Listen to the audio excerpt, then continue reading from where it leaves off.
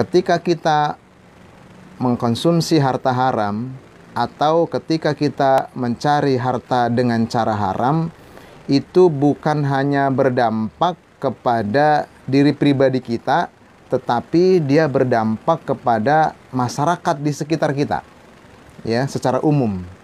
Jadi ketika hari ini kemudian kita mengatakan bahwa, loh, yang cari pekerjaan kan saya sendiri, yang makan harta juga saya sendiri, dan seterusnya adalah saya sendiri. Kenapa Anda kemudian melarang saya untuk melakukan hal-hal yang sifatnya haram bagi Anda, gitu kan?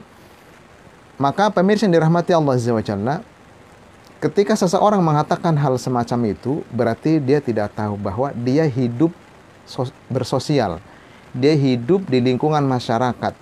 Yang Allah jelas katakan, ketika ada maksiat dikerjakan di suatu negeri dan tidak ada yang melarangnya, berarti negeri tersebut, kampung tersebut mengiyakan datangnya azab dari Allah Azza wa Jalla. Jadi bukan masalah Anda cari uang dengan cara haram itu hak Anda, bukan, tetapi berefek kepada, selain kepada diri Anda, berefek juga kepada lingkungan di sekitar Anda. Mu'allif, ya, penulis buku ini mengatakan bahwa dampak terhadap pribadi dan umat sebagaimana dijelaskan di awal, ya, di mukadimah kemarin, di bab pertama kemarin, bahwa harta haram itu memunculkan dua manusia. Yang pertama adalah manusia yang memang dia tidak peduli, ya, harta dia cari itu, ya, dari haramkah, dari halal, yang penting dia makan. Itu manusia yang pertama. Kemudian manusia yang kedua adalah orang yang dari kecilnya memang, ya, dari awalnya memang dia tidak tahu kalau harta yang dia cari itu dari harta haram itu. Nah, ini ada dua manusia, ya, ada dua manusia. Maka efek dari harta haram yang dia cari itu, selain berefek kepada diri pribadinya, berefek juga kepada orang lain di sekitarnya, ya. Padahal jelas Allah Azza wa Jalla dalam Al-Quran, ya, di dalam buku ini berfirman dalam surah Al-Baqarah ayat 168, Allah katakan, nah ini Allah selalu mengingatkan kepada kita ini. Jadi ketika hari ini kemudian ada seseorang mengatakan, oh saya tidak tahu dan seterusnya, maka sesungguhnya bukan menjadi hujah dia kemudian kelak di hari kiamat menyampaikan kepada Allah, kemudian, ya Allah, saya tidak tahu ini. Kenapa? Karena Al-Quran itu terbuka 1 kali 24 jam. Ya, bisa kita baca kapan saja, siang, malam, sore, dan seterusnya. Bahkan Al-Quran itu pun hari ini yang terjemah itu ada di handphone kita. Ya, ada di handphone kita. Dan kita bisa buka kapan saja. Jadi tidak ada alasan kemudian hari ini mengatakan bahwa saya belum pernah dengar larangan ini. Saya belum pernah dengar perintah ini dan seterusnya. Allah katakan dalam Al-Quran, surah Al-Baqarah ayat 168. Ya ayyuhan nas, kulu mimma fil ardi halalan thayyiba. Ya, jadi Allah katakan, wahai manusia, ya, kulu mimma fil ardi, makanlah, ya, apa-apa saja yang ada di bumi ini, ya, dengan ketentuan. Yang pertama halalan, halal dia. Yang kedua thayyiban, dan baik. Nah, ini aturan Allah, ya. Ini rambu-rambu Allah. Kita boleh makan apa saja dengan aturan, ya, dengan batasan bahwa makanan itu halal dan baik. Itu dari segi makanan. Kemudian dari segi pekerjaan, kita dibolehkan, ya, melakukan pekerjaan apa saja, ya, selama batasannya adalah pekerjaan itu menghasilkan yang halal dan yang baik. Ini jelas, aturannya jelas, ya, dasarnya jelas, ya, batasannya jelas, gitu kan. Jadi ketika hari ini ada orang yang tidak mengikuti batasan-batasan yang Allah tetapkan dalam Al-Quran surah Al-Baqarah ayat 168, maka kemudian Allah lanjutkan dalam kalimat selanjutnya di ayat yang sama, ya, wala tattabi'u khutuwati syaitan, dan wala, dan janganlah, ya, tattabi'u, mengikuti, ya, khutuwat, langkah-langkah jejak-jejak. Jejaknya siapa? As-sayutani, syaitan atau setan, gitu kan. Kenapa? Karena orang-orang yang melampaui batas, yang dia melanggar batasan-batasan yang telah ditetapkan Allah dan Rasul-Nya, berarti dia mengikuti langkah-langkah atau jejak-jejak syaitan. Nah, ini jelas berarti ada dua. Dalam ayat ini Allah kemudian memberikan dua jalan ini nih. Mau pilih yang mana? Mau belok kiri atau belok kanan, gitu kan. Jadi makanya sering saya sampaikan di majelis-majelis saya bahwa hidup di dunia ini kita terikat dengan aturan yang telah ditetapkan oleh Allah dan Rasul-Nya. Kalau kita tidak mau ikut aturan yang telah ditetapkan oleh Allah dan Rasul-Nya, maka apa bedanya kita dengan hewan? Ya, hewan itu makan, minum, tidur, ya, beranak, membesarkan anaknya. Itu hewan. Karena mereka tidak punya aturan, taunya cuma seperti itu saja kegiatannya. Maka ketika ada manusia yang tidak mau terikat dengan aturan yang telah ditetapkan syariat ini, aturan yang telah ditetapkan oleh Allah dan Rasul-Nya, maka dia lebih sesat daripada hewan. Ulaika kal an'am bal adallu. Ulaika kal an'am. Mereka itu seperti binatang, hewan, karena tidak mau ikuti aturan. Bal adallu, dan lebih sesat lagi. Kenapa? Karena manusia diberikan akal, sementara hewan hanya diberikan nafsu saja. Jadi ketika manusia tidak mau taat kepada aturan yang telah ditetapkan Allah dan Rasul-Nya, berarti dia lebih rendah daripada hewan, ya. Dalam ayat ini Allah katakan seperti itu. Wala tattabi'u khutuwati syaitan, ya, dan janganlah kalian mengikuti jejak-jejak langkah-langkah syaitan. Pemirsa yang dirahmati Allah Azza wa Jalla, kita mungkin sering membaca atau mendengar dari ustadz-ustadz, dari siapa saja, dari YouTube, dari apa saja, ya, yang mengatakan bahwa kisah-kisah zaman dahulu, ya, sebelum datangnya Nabi Muhammad SAW, bahkan sampai hingga hari ini, bagaimana Allah contohkan orang-orang yang mengikuti langkah-langkah syaitan, ya. Bagaimana Allah kemudian memberikan contoh kepada orang-orang yang taat kepada aturan syariat ini. Banyak contohnya, gitu.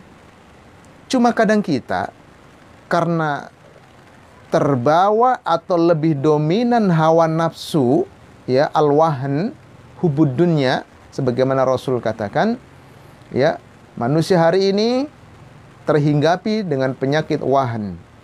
Para sahabat kemudian bertanya, "Ma huwa wahn ya Rasulullah?"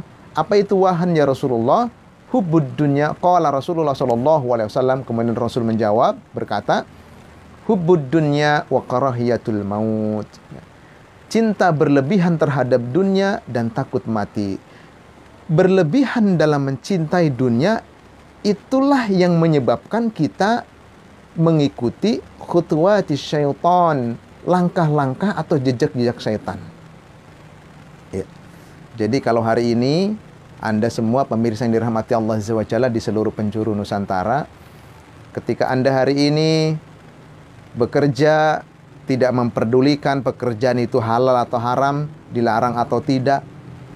Hari ini Anda mencari makan, tidak memperdulikan apakah makanan itu halal atau haram dan seterusnya, maka Anda sedang mengikuti khutuwati syaitan, langkah-langkah syaitan. Langkah-langkah syaitan. Padahal jelas dalam kalimat selanjutnya di ayat yang sama Allah kemudian katakan, innahu lakum adzuwum mubin. Inna sesungguhnya, hu dhomirnya, ini dhomirnya kembali ke kalimat sebelumnya yaitu syaitan, ya.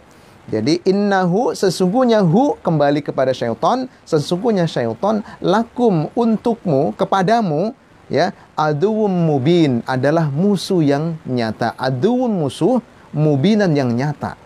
Atau dalam terjemah bahasa Indonesia dalam Kementerian Agama, innahu lakum aduwwum mubin, sesungguhnya setan itu musuh yang nyata bagimu. Seperti itu. Jadi Allah sudah mengabarkan kepada kita di kalimat sebelumnya, ya, Allah mengatakan bahwa inilah orang-orang kalau mau cari makan, cari pekerjaan yang halal dan baik. Jangan kalian mengikuti khutuwati syaitan, langkah-langkah syaitan. Kemudian Allah jelaskan, innahu lakum aduwwum mubin, karena sesungguhnya setan itu adalah musuh yang nyata bagimu.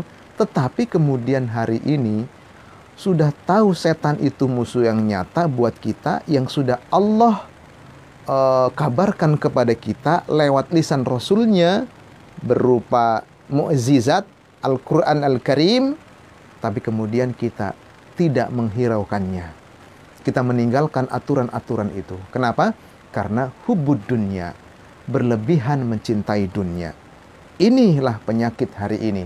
Sehingga hari ini jangan kaget ketika kita melihat saudara-saudara kita ya mencari rezeki sembarang saja, yang penting dia dapat. Makan sembarang saja, yang penting dia kenyang, dan seterusnya. Ini adalah bagian dari khutuwati syaitan, mengikuti jejak-jejak langkah syaitan. Dan kita berlindung kepada Allah Azza wa Jalla agar tidak termasuk orang-orang yang mengikuti langkah-langkah syaitan. Apa itu langkah-langkah syaitan? Banyak. Ya. Semua jenis maksiat itu langkah-langkah syaitan. Ya. Kalau dilihat dari sisi muamalah, berarti dalam segi jual beli, ya, pekerjaan, ya, interaksi sosial sesama manusia. Kalau kita melakukan maksiat kepada Allah dengan melanggar syariatnya, berarti kita khutuwati syaitan. Atau dalam bab-bab ibadah, fikih ibadah, ya, melakukan ibadah-ibadah yang tidak dianjurkan, yang tidak pernah dicontohkan, yang tidak pernah diperintahkan Allah dan Rasulnya, ya. Kemudian melakukan mempunyai sifat yang sombong, kibar, ya, dan seterusnya, ya, congkak dan seterusnya, menipu dan seterusnya. Berarti kita khutuwati syaitan, mengikuti langkah-langkah syaitan. Nah, jadi ini tugas kita bersama, ya. Makanya kenapa hari ini, Masya Allah, media sosial bisa memfasilitasi semua orang bisa tahu ilmu. Ya, semua orang bisa tahu ilmu. Kenapa? Karena memang sudah zamannya, zaman akhir. Apa yang hari ini tidak bisa kita dapat, semua bisa kita dapat. Makanya kelak ketika kita di akhirat, kemudian kita berhujah, ya Allah, saya belum tahu hukumnya ini, saya belum tahu hukumnya itu, dan seterusnya. Tidak akan berlaku hujah itu, karena hari ini Anda tidak paham sesuatu, Anda bisa searching di Google, ya. Atau Anda bisa telepon atau WA japri ustadz-ustadz siapa saja yang Anda kenal, kemudian menanyakan hal itu. Kenapa kemudian hari ini dia kenal ustadz, dia bisa searching di Google, tapi kemudian tidak mau cari tahu? Karena dia takut kapan dia tahu bahwa pekerjaannya haram, maka disuruh tinggalkan. Maka dia pura-pura tidak tahu. Ini bahaya. Hari ini banyak seperti itu. Ya. Masyarakat secara umum, umat Islam khususnya, banyak yang model-model seperti ini. Sengaja dia tidak mau cari tahu hukum dari transaksi-transaksi yang dia kerjakan. Hukum dari ibadah-ibadah yang dia kerjakan. Hukum dari pekerjaan-pekerjaan yang hari ini dia bekerja. Kenapa? Karena kapan dia tahu, maka dia harus tinggalkan itu. Dan untuk meninggalkan itu berat, karena ada hubungannya dengan masalah ekonomi. Apalagi hari ini, di zaman COVID ini, semua serba tidak jelas, rezeki Masya Allah. Walaupun pada dasarnya Allah tetap menetapkan rezekinya. Rezeki yang diberikan Allah Azza wa Jalla kepada kita itu tidak terbatas dengan adanya COVID. Ingat, ikhwafillah, penonton di seluruh penjuru Nusantara, ingat, rezeki yang telah ditetapkan Allah Azza wa Jalla tidak berefek kepada adanya COVID, ya, corona. Tidak bekerjanya kita dan seterusnya. Karena Allah selalu memberikan kepada kita rezeki. Nanti di lain waktu, ya, di lain kesempatan saya akan membahas 10 rezeki yang Allah berikan kepada kita yang tanpa kita sadari. Insya Allah di lain waktu, ya. Kemudian terakhir,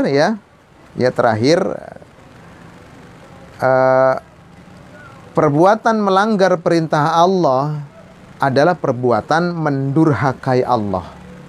Ingat, ya. Jadi Mendurhakai Allah itu dengan tidak menjalankan perintahnya atau mengerjakan yang dilarang oleh Allah Azza wa Jalla. Itu mendurhakai Allah.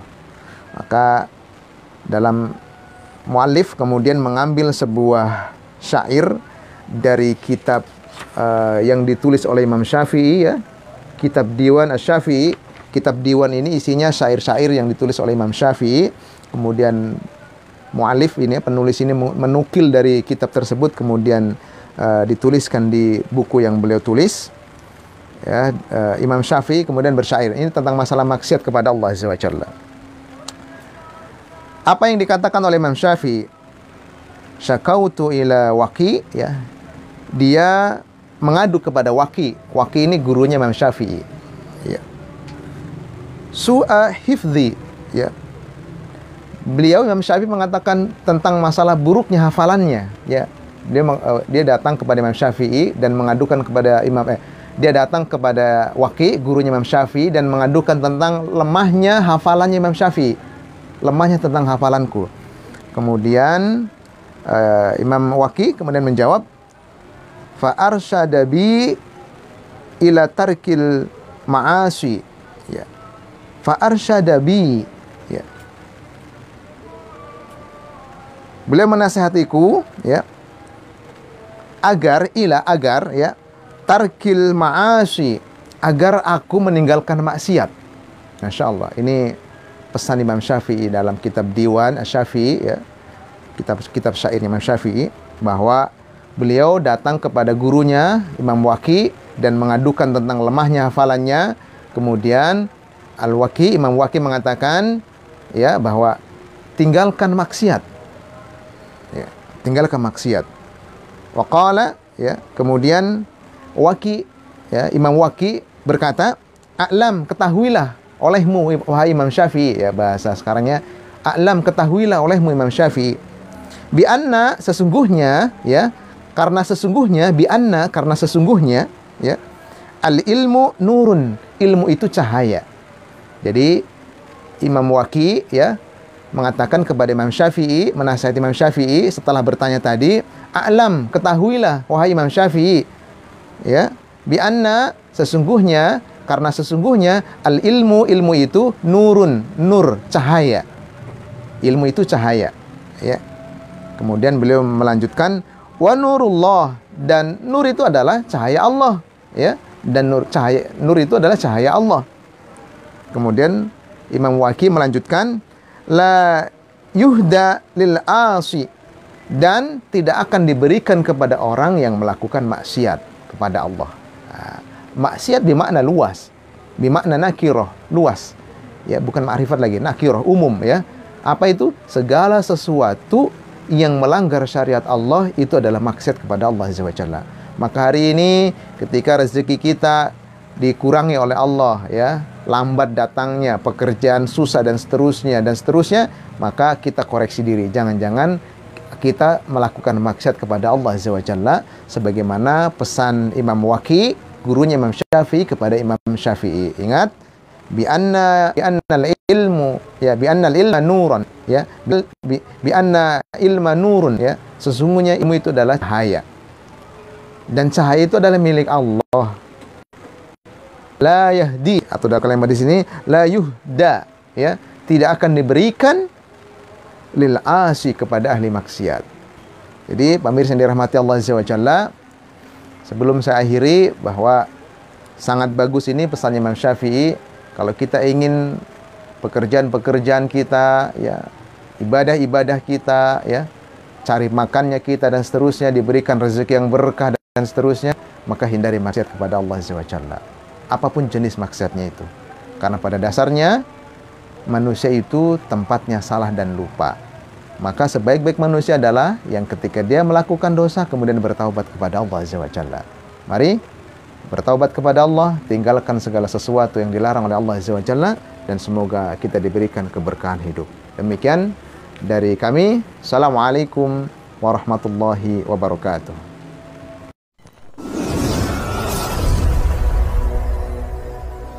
Akmar TV.